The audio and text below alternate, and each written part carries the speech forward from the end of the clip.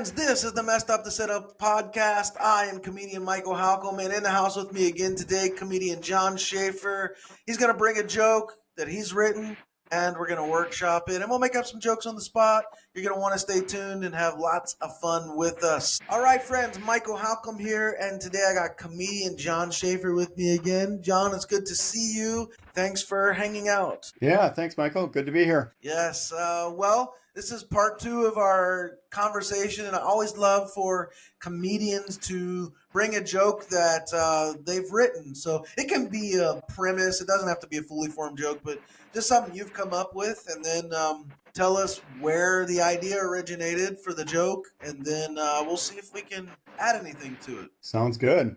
I just got back from vacation, and I thought I'd do something. I delivered this last night for the first time, and it went okay. All right. It didn't get exactly what I was looking for out of it, so maybe we can find something to make it a little bit better. So the joke is that just got back from vacation, and I'm looking for some sympathy because the vacation was great, but I'm traveling with my 17-year-old daughter. And if you haven't traveled with a 17-year-old, you need sympathy from that experience. It's kind of like going on a hike. You start off and everything's beautiful. It's a nice bonding connection. You see the green hills. It's wonderful. Then you realize you got a pebble in your shoe. And that's a little annoying. You walk a little bit further. You spend another day with her. And it's like, this is not a pebble. This is a stone. Right. And by like the third day, this is a knife in my shoe. This isn't a stone. And you want to just take off that shoe like Steph Curry at a match. You take off the shoe and just throw the shoe across the room. It's, just figuratively speaking, of course. And then to make it worse, she got sick. And if traveling with a 17-year-old is like traveling with a knife in your shoe, this is like traveling with a knife in your shoe and then seeing a landslide coming. It's all of a sudden the big rocks, the feelings, the pain, the suffering, the emotions. That's what kills you. It's not this knife in your shoe anymore. It's all the other stuff. So that's the essence of it. I like the analogies, and comparing the difficulties of, traveling with a 17-year-old to hiking, right? And then like the analogies of the rock in the shoe, the knife, the landslide. So I think playing on the analogies there is good. So I'm curious about, as you're telling the story, I want to hear an example. What makes it? Well, what is analogous to like the pebble? Is it like, she? That's good. So does she not want to carry her own suitcase? Like she wants you to do what is it? Or you're driving and the whole time she's on Snapchat or I don't know. So I want some examples of each thing, Yeah, that's good. I think because those can also build. I think the first, the pebble in the stone is sitting there watching her on TikTok, and right. We're trying to see mountains, and she's trying to pucker her lips the right way. Dude, that's a great one. Stick with that. I'm trying to show her mountains, and she's worried about puckering her lips. Dude, I love that. It's a great visual. It's funny. Yeah. So the rock in the shoe, but then I like how it keeps escalating as well, right? Yeah. Or, another line I just thought of, traveling with my 17-year-old my 17-year-old daughter is like having a rock in my shoe. A rock that borrows my credit cards and never thanks me for anything. That's good. I like that. Or a rock that's constantly complaining. Yeah, I like that. A rock that isn't grateful for the lunch I just bought her. Yeah. A rock that's not going on the tour with us. Right. A rock. Yeah. A rock that can't stop complaining about the Wi-Fi. Yeah. A rock that isn't eating the $40 dinner we just bought. Yes, exactly. Yeah. Those are good. So some good stuff there.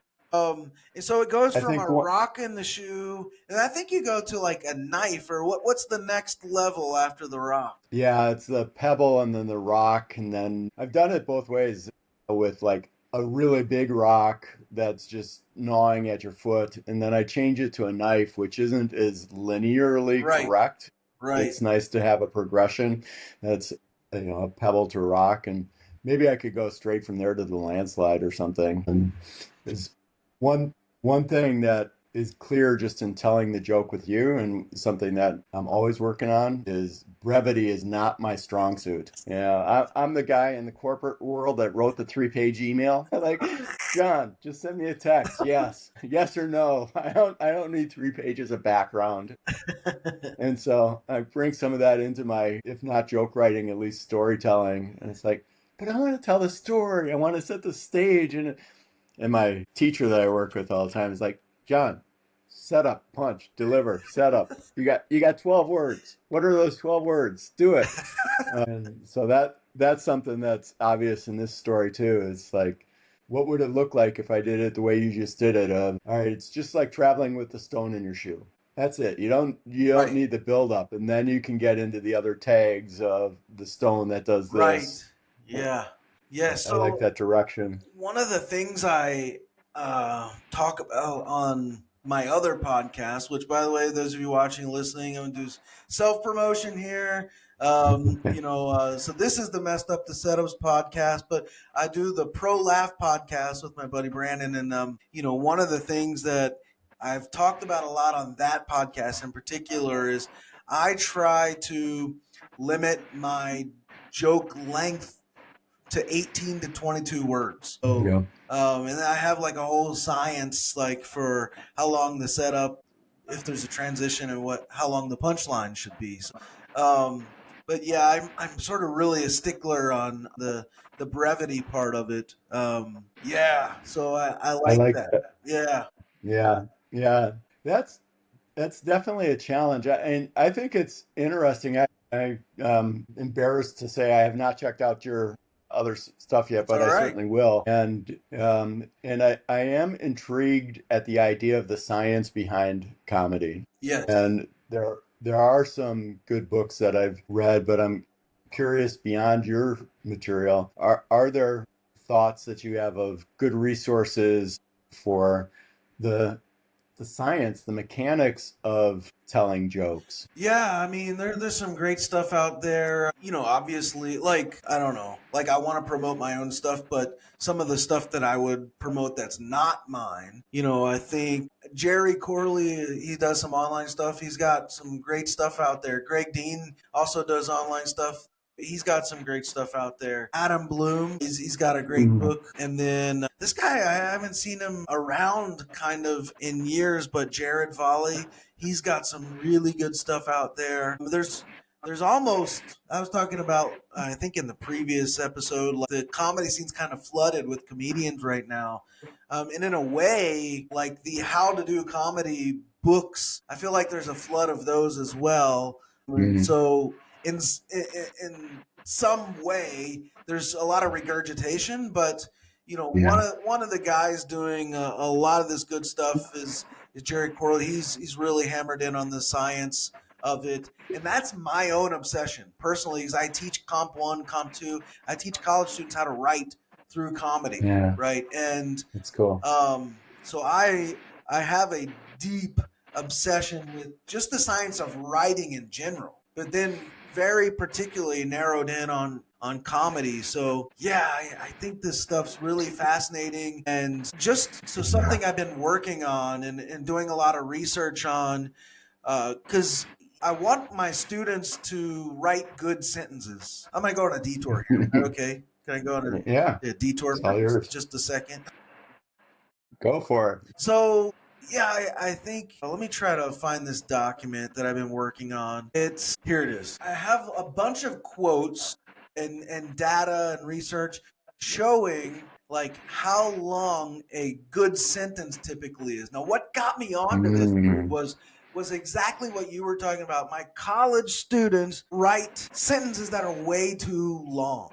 Now, if they're yeah, long and good, that's one thing, but they're usually not long and good. They're just, excuse me, long. yeah. So the science shows that a sentence that is 11 words in length, whether somebody's reading it or listening to it, 100% of the population can tend to follow that, right? The logic of Hmm.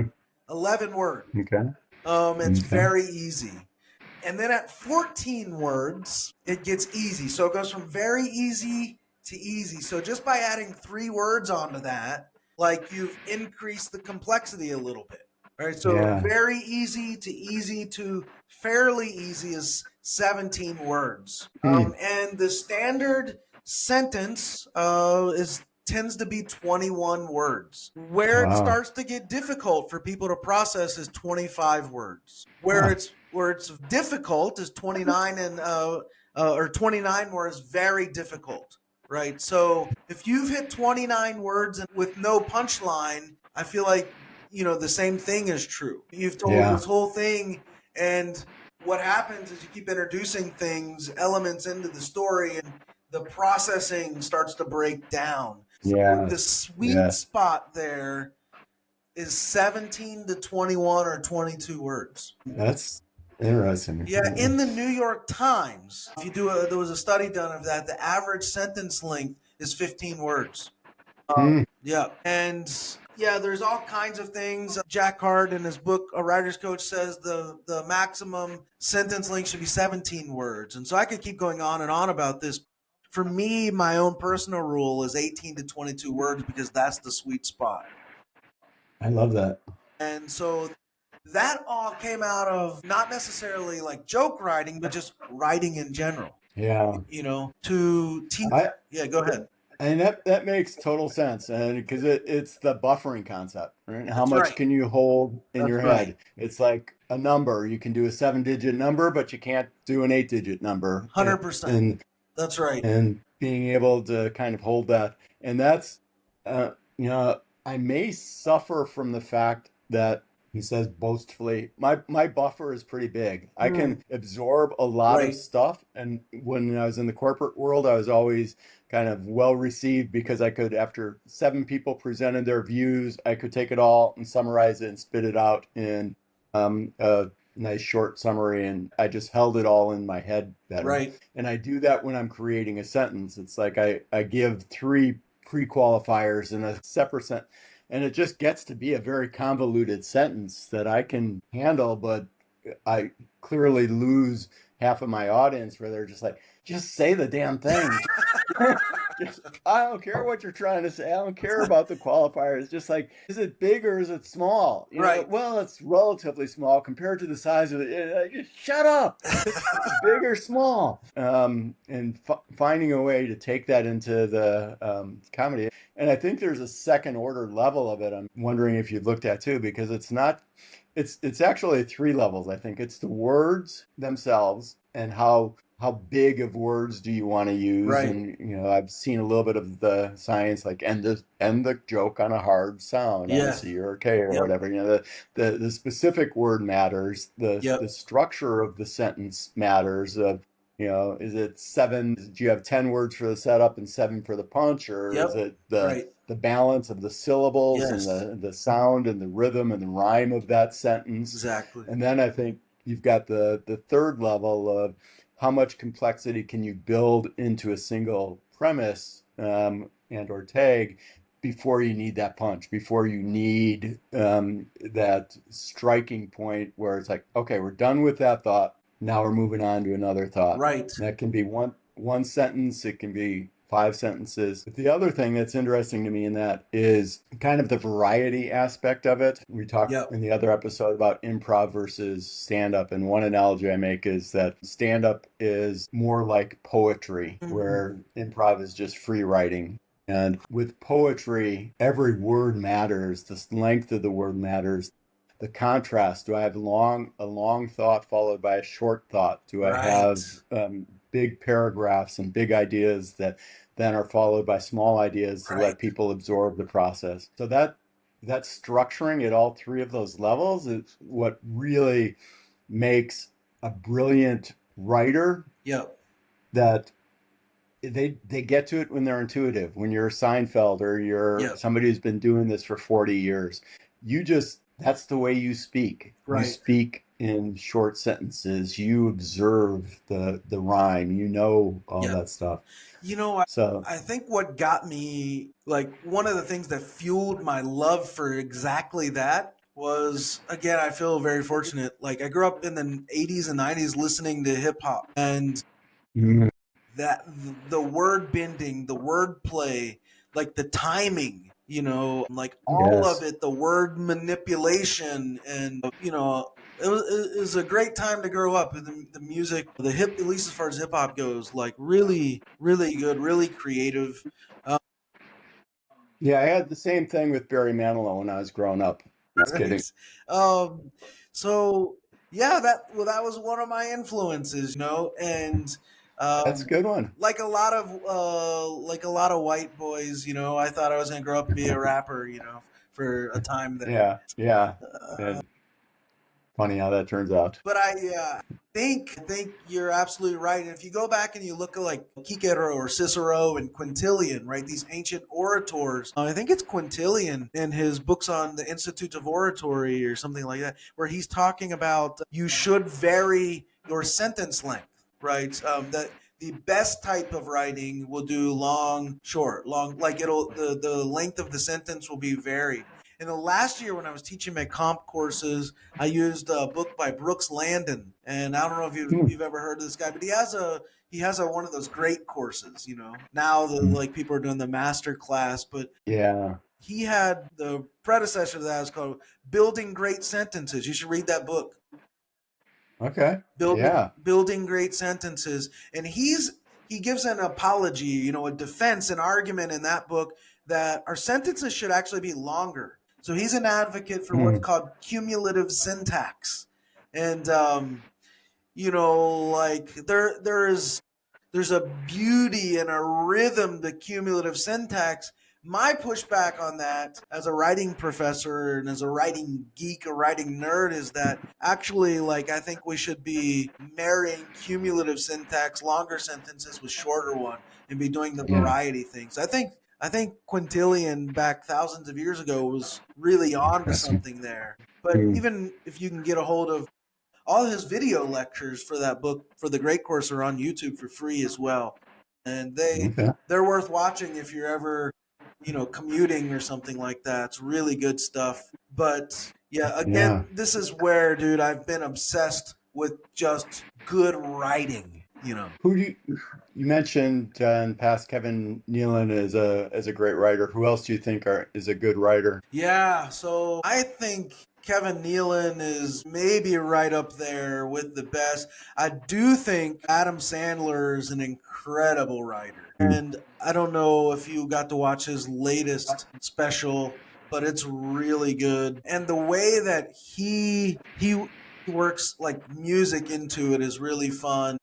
Yeah. Well, but I think Birbiglia is a really good joke writer, just solid. But he has like a fluidity to him too, that he's good with the crowd work as well. Yeah. So as far as like joke writing, yeah, like those are a couple that Dave Chappelle is a master joke writer. Yeah. I think he's Nate Bargatze, obviously a really, really good joke writer, and his timing, as you picked up on before, is impeccable. Um, Yeah. yeah, he's pretty brilliant at that. Who else would I say? I think like about my Mount Rushmore of comedy. And like who would I put up there on? Who would you put up on your Mount Rushmore of comedy? I think George Carlin goes up there, especially the early stuff, and talked about how Yeah.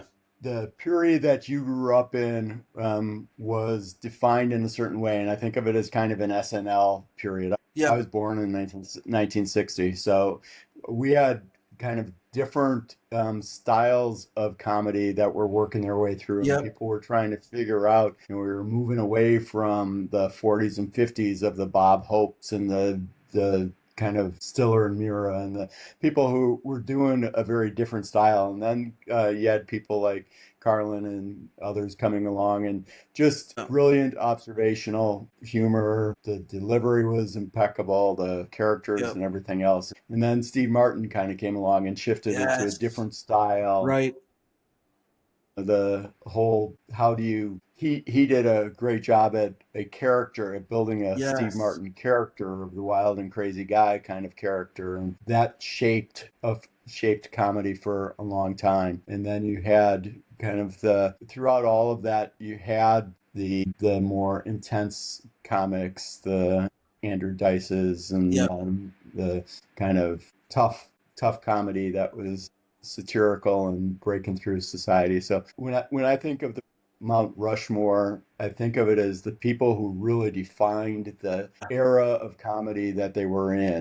Mm, Carlin did that, for better or worse. Bob Newhart and Bill Cosby yeah. kind of did the storytelling genre, and they owned that. Andy Griffith, way back when, Yeah. before maybe RFD, the great storytelling piece of things. And then you start shifting into the interaction. The skit comedy Yeah. became popular as we started getting more into SNL, and you have the Gilda Radners and John Right. Belushi's and others. So yeah, I'm afraid that I couldn't do a Mount Rushmore.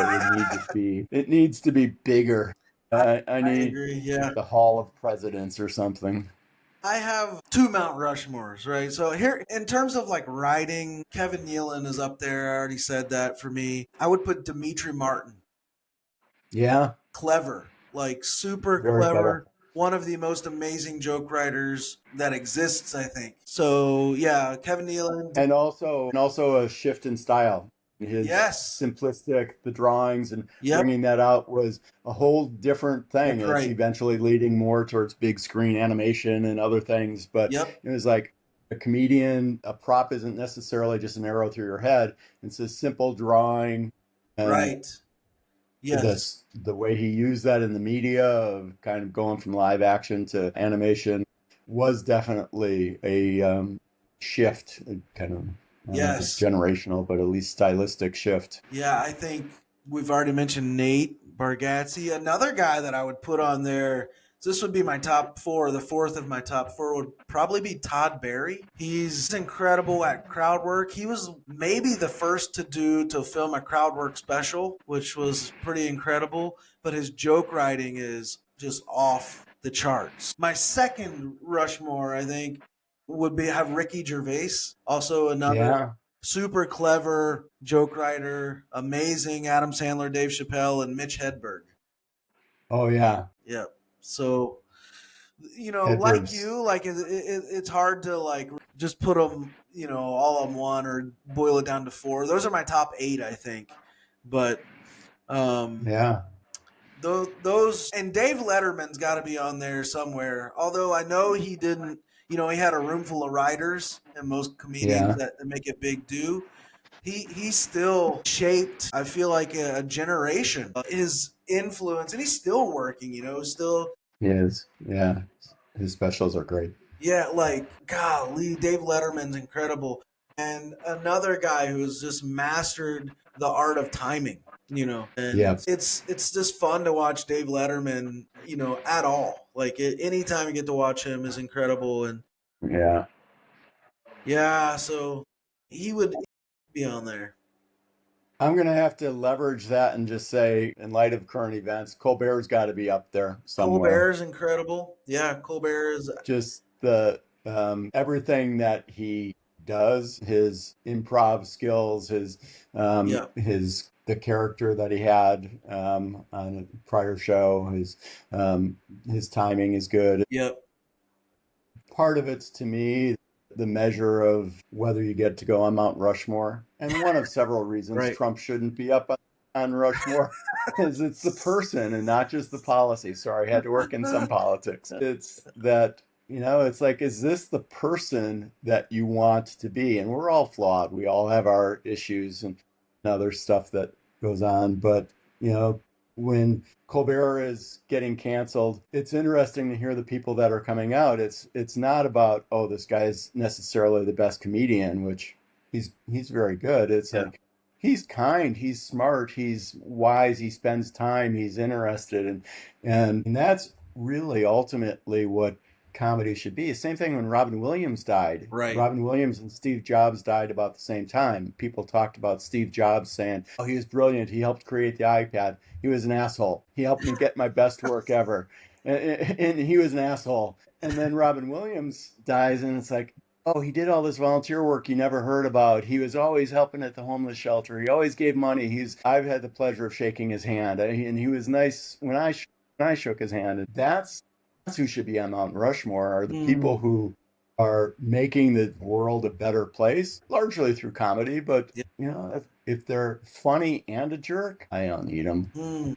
Yeah, the I remember the first time watching the Colbert Report. Just it had a way of like a vacuum, just like sucking you in, right? That shtick, that character that he played on there was incredible and kept that up for years. But yeah, Yeah, the all the late night talk folks, Jay Leno, obviously a master of yeah, comedy. Even Adam Carolla, yeah, and so it's interesting. It's been fascinating to watch over the last 5, 6, 7, 8 years too. Like, I mean, the Daily Show has been running for a long time. Obviously, Jon Stewart, yeah, brilliant, right? Brilliant comedian. But it's been interesting too to watch sort of conservative offshoots of that happen. And now there's like the conservative versions with like Greg Gutfeld, and I'm a conservative dude, but like it's been interesting to watch that like even split and fracture.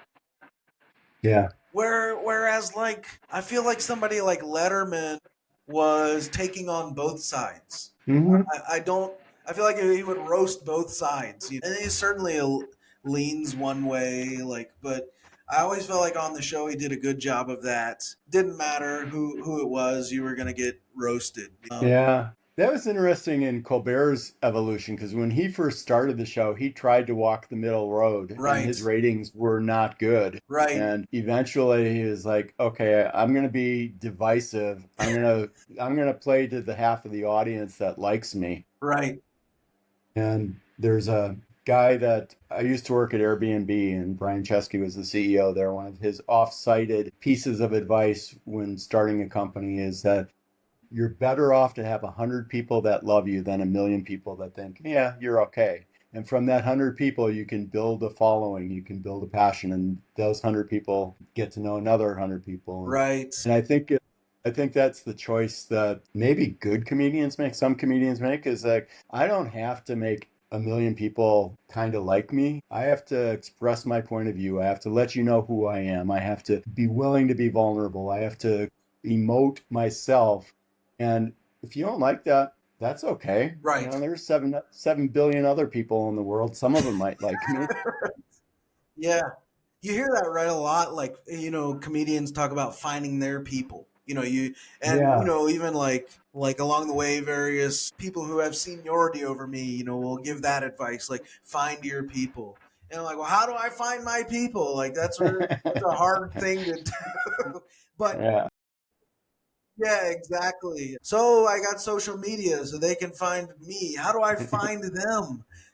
So and that takes time, dude. Like to reach 100 true fans. And I've heard that sort of like idea before. If you can get 100 true fans, you can, like go really far in anything essentially. yeah. And so it's a good reminder. I appreciate you bringing that up because that kind of like reignites like some ideas for me, even just like right now. Good. So I appreciate that. But yeah, I mean, it's amazing that we got from your joke and just went through all of the science of joke writing and sentence writing and Mount Rushmores and all that. That's kind of fun. I I love talking about that. I'm so glad that you're doing this podcast because a lot of hang out with other comedians and it's like, oh, you want to do this punch, or I don't like this, or I don't like that. But it's really the environment behind it. And you hear the comedians who, again, like Birbiglia on podcasts. It's like those were the days, man. We just sat around the back table of the comedy club, and Right. we were helping each other, and we were talking about what works and doesn't work, and that's fun. That's community. Yeah, absolutely. So I have some things in the works that hopefully will be good to that end. I can't yet talk about them, but I'm excited about What a them. tease, tease. I'm excited about them and hoping that. It'll be a good resource for other comedians. Speaking of that, let's take a few minutes and we're going to see if we can make up some jokes on the spot. I love doing this with other comedians. It's one of my favorite things to do. So here's how it works. For those of you watching, you're going to be able to see on the screen this resource that I'm sharing with you. And for those of you just listening, cool, just keep listening. So let me pull up michaelhalcomb.live here, and boom, there we go. I just lost it. And you'll be able to see. So if you guys go to michaelhalcomb.live, subscribe while you're there. But you see the subscribe button right at the top. If you scroll down, you'll find the social tab or section of the website with all the social media stuff on there. But down near the bottom, you'll see the Joke Writers Lab, Joke Writers Lab, Joke Writers Lab. 3 links. The first one is for my online joke writing course. You can get that on Udemy. It's about 4.5 hours of content. So go get that. It's very inexpensive as well. And leave me a good review. That'd be awesome. I have the Joke Writers Lab. It's a private Facebook group too. And if you're interested, you're watching, listening, go join that. We workshop jokes with each other on there. Small group of people, and but it's fun. And then the third one is the one we're interested in here, the Joke Writers Lab joke writing exercises. So I'm going to open that up, and it's this website, and it's just like 4, 8, 12, almost 15 different writing exercises for writing jokes. And one of the things I often say is if I'm hitting like a brain block or something like that, or I need to get the creative juices flowing, I'll come here and just start doing some exercises. These are all timed writing exercises. We're comedians, we work on a clock. But so I have jokes from headlines, and you can do those at various time lengths. Jokes from cliches, roasting, from lists, fallacies, rhetoric, structures, and so on. So let's pull up some headlines. The way that this works, it's a dynamic news prompt generator that I've coded, that I've created. When you hit generate prompt, it pulls headlines from actual news sources in the world today. So WHO chief says 2.1 million people face starvation in Gaza, for example. And ECB pauses rate cutting campaign as trade disputes cloud outlook, so on and so forth, right?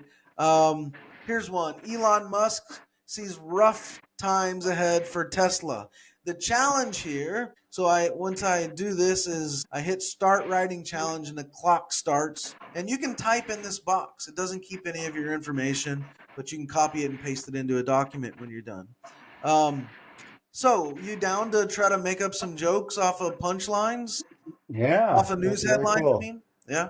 Love this feature. Yeah. So we'll just do this one. So the way I usually do is kind of like just bounce back and forth, but feel free to interrupt if something like pops in. So it doesn't have to be the world's greatest joke, just trying to make some joke, right? A pun, even, like whatever you can come up with. All right, so here we go. Joke 1. Elon Musk sees rough times ahead for Tesla. If you want to go first, you can go first. Sure. Doge responds. It's already funny. Yeah, you think you've seen rough times. That's funny. Yeah, Yeah. I like that. Elon Musk sees rough times ahead for Tesla after Trump orders Doge to audit. These are times made for Cybertrucks. I've been waiting for this time. Elon Musk sees rough times ahead for Tesla. Tesla being his 16th child. Um, Yeah, yes. Let's go to another the one. Ex-Barcelona star Neymar and Santos. Man, I don't even know what that means. Golly. Let's see. yeah, nice ones around death. Those are always great prompts for laughter. Like the world is crashing, people are dying. Yeah, let's laugh about that. That's good. Yes.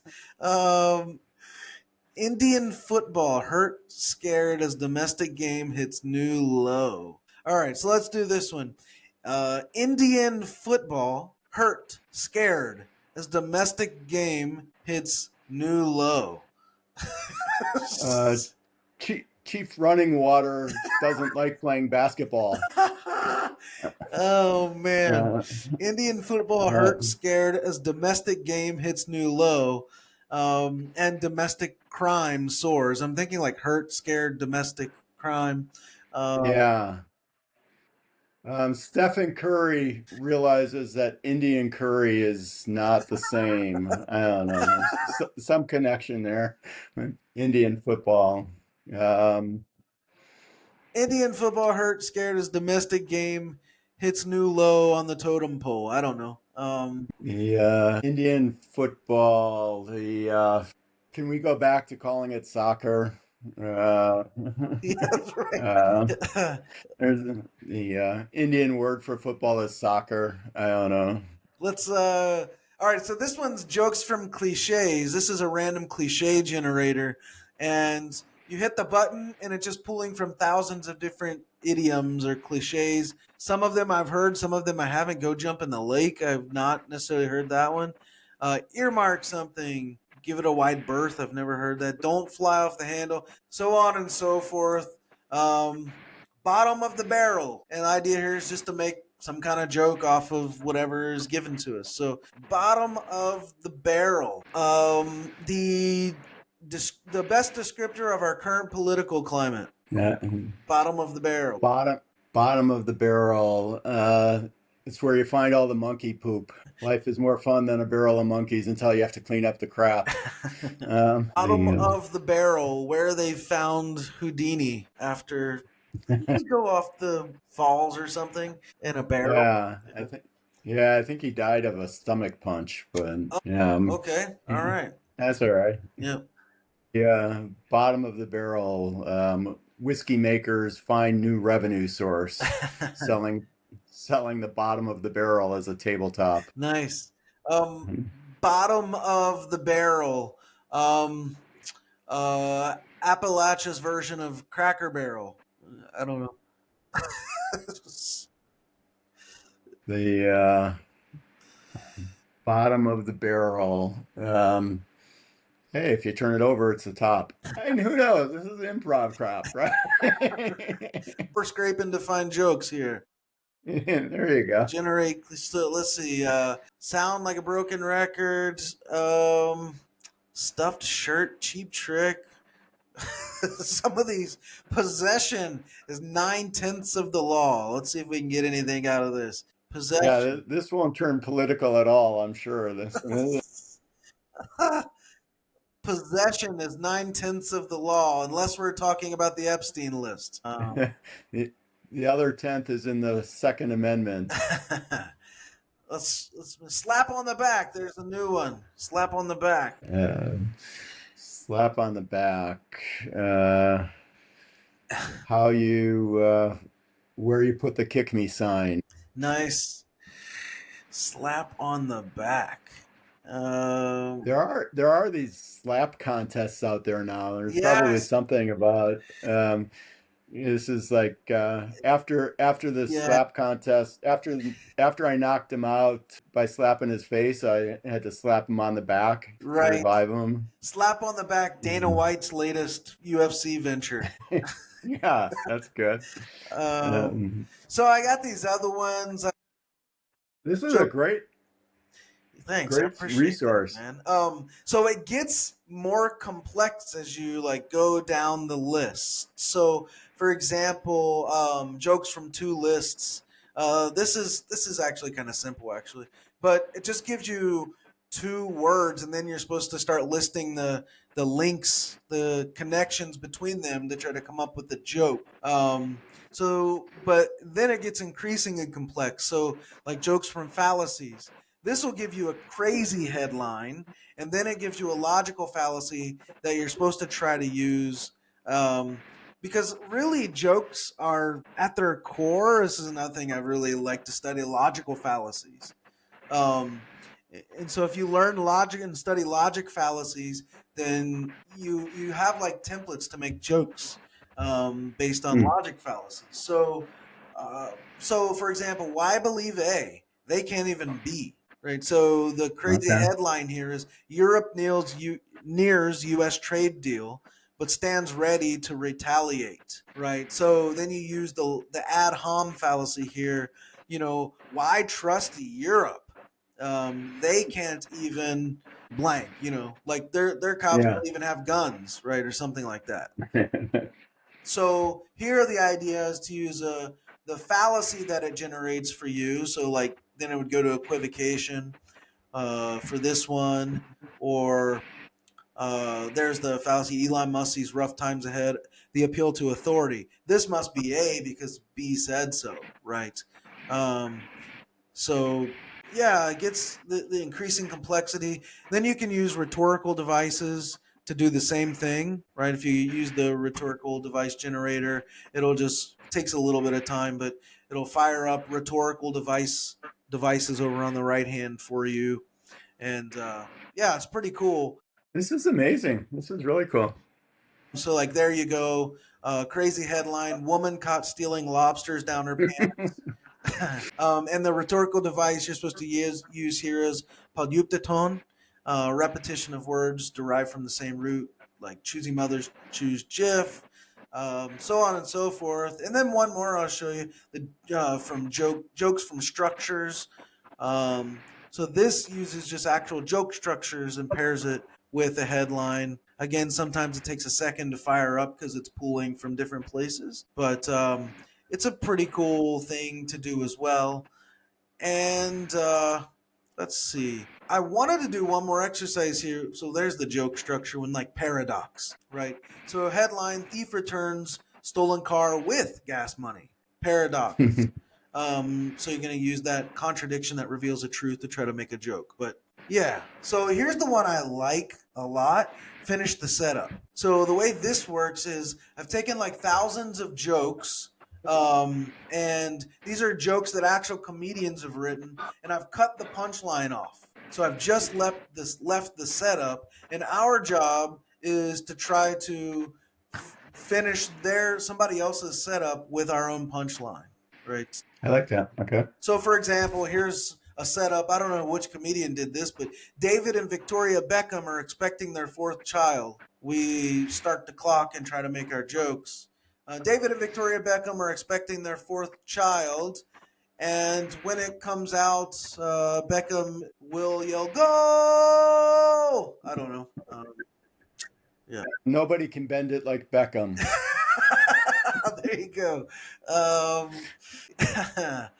David and Victoria Beckham are expecting their fourth child.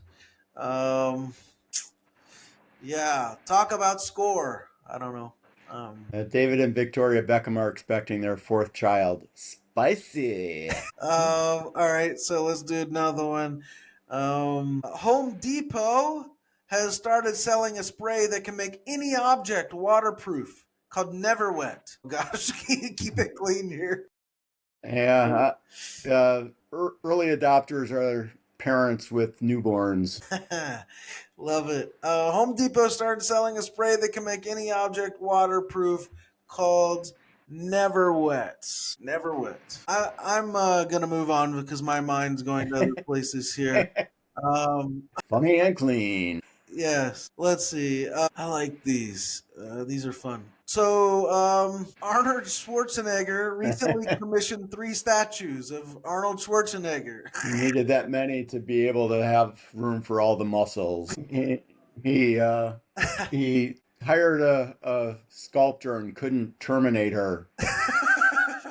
After he visited the first one, he said, "I'll be back." I don't know. Yeah. Arnold Schwarzenegger recently commissioned 3 statues of Arnold Schwarzenegger. Yeah. Yeah, after visiting the first one, or on his way to visit the second one, he said, "To the chopper." I don't know. So stupid. It's like so stupid. I need more Arnold Schwarzenegger knowledge. Yeah. It's true. The new Star Wars makes it feel like a 10-year-old kid again. Hungry, hopeless, and horny. It's true. The new Star Wars makes you feel like a 10-year-old kid again. Abandoned by my father? Through the new Star Wars makes you feel like a 10-year-old kid again. feet are stuck to the floor of the movie studio. It's true. The new Star Wars makes you feel like a 10-year-old kid again. I was gonna say something, yeah, about being left there, left at the theater by my mom or something like that. Um, yeah, it's true. The new Star Wars makes you feel like a 10-year-old kid again. But that's what happens when Yoda's 3,000 years old. Nice. I like it. Boy, I know that one, man. This was fun. I enjoy doing this, just seeing what we can come up with on the spot. It's a good time. I think it's awesome, and that one of the main takeaways of it for me is that you gotta practice. Yes. Man, I have this challenge with my daughter, and she does some things well, but hasn't developed the practice muscle yet, Mm, the skill. It's like, how do you get better at something? And she'll see people who are great at something, whether it's singing or right. whatever, and it's like, how'd that happen? And she's like, oh, it's talent. It's like, yeah, part of it, yeah. And they practice, they Yep. work, they do this every day. Yep. That's Seinfeld's message, right? It's like every day I Right. spend my hour or 2 hours writing crap, writing whatever it is. Yep. And Yep. it just, if you want to be a comedian, you got to work at it. It's one Yes. thing to be at a party and have somebody laugh at your joke. It's another thing entirely to have 5 minutes of holding an audience's attention and saying things that they'll remember and tell their friends about. And Right. that you Right. get there with practice. Yes. And I love that you've created. My wife is actually a creative writer and wrote a book Hmm. called Writing Through the Darkness. Check it out on Amazon. Yeah. Wow. And it includes a bunch of writing prompts and sentence prompts, and it's the same thing. You just need a crappy first draft. You need the Exactly. discipline of free writing. You just turn off the filter. Just it doesn't have to be good. All of those same kind of things. The overlap that I'm seeing between everything in the arts. I did not grow up an arts kid, but whether it's writing or poetry or acting or theater or music or state painting, whatever. All of these things are, how do you see the world? How do you practice your view? How do you listen to the audience? How do you absorb all this stuff? Right. And you just do it by putting yourself there. And Right. Right. don't turn off your screens. Go sit in a park and watch people and write about them. Go pick up a book and figure out what do you have to say about it. Right. Good tips, man. I love that. And man, I appreciate you, John, carving some time out to do this. Yeah, it's been really fun. For those of you watching and listening, check out John's website, funnyandclean.com. Funnyandclean.com. If you're ever in the Bay Area, go check out one of John's upcoming sets. He'd appreciate that. And I think you have a good time. John, dude, thanks for coming on. And Yeah, yeah. thank you, Michael. This has been a lot of fun. I definitely look forward to spending time on your website too and seeing your other resources, hopefully staying in touch. Yeah, man, absolutely. Let's do it. And for those of you watching, after you check out funnyandclean.com, head over to michaelhalcomb.live. And I'd love for you to subscribe there as well. This is pretty much a daily blog on comedy. Sometimes I miss, but try to do the daily thing. And then, yeah, we'll have comedy posts and podcasts. Check out my other podcast too, the Pro Laugh podcast. Subscribe to that. But they're both on all the places, iTunes, Spotify, YouTube. Follow me on social, all that stuff. Check out my joke writing course, you guys. It's on. You can get to it from my website, but it's on Udemy. Really inexpensive. 4.5 hours of just showing you how to write jokes. It's good stuff, and I'd love for you to check that out and leave a great comment. Check out Remind Us. So Laugh It Out Hub. I know she's not on the podcast here, but I do want Yeah, to give a shout out to that because we talked about it, I think, in the first episode. LaughItOutHub.org. And you guys are doing helping high school students in the Bay Area with joke writing classes and improv classes. that's right. So what's Thank you. your pal's name there that's leading that? Kathy with a C, Kathy Zhao, Zhou. So check And that out she's as well. also great comedian in the Bay Area and beyond. Yeah, Kathy Zhao, check that out. Laughitout.org. Really cool initiative. Join us over on Facebook for the Joke Writers Lab. It's a private group, but you can ask to join and you can workshop jokes and all of that. Yeah, man. So thanks everybody for supporting the podcast and for watching or listening. We're going to stop there and say we hope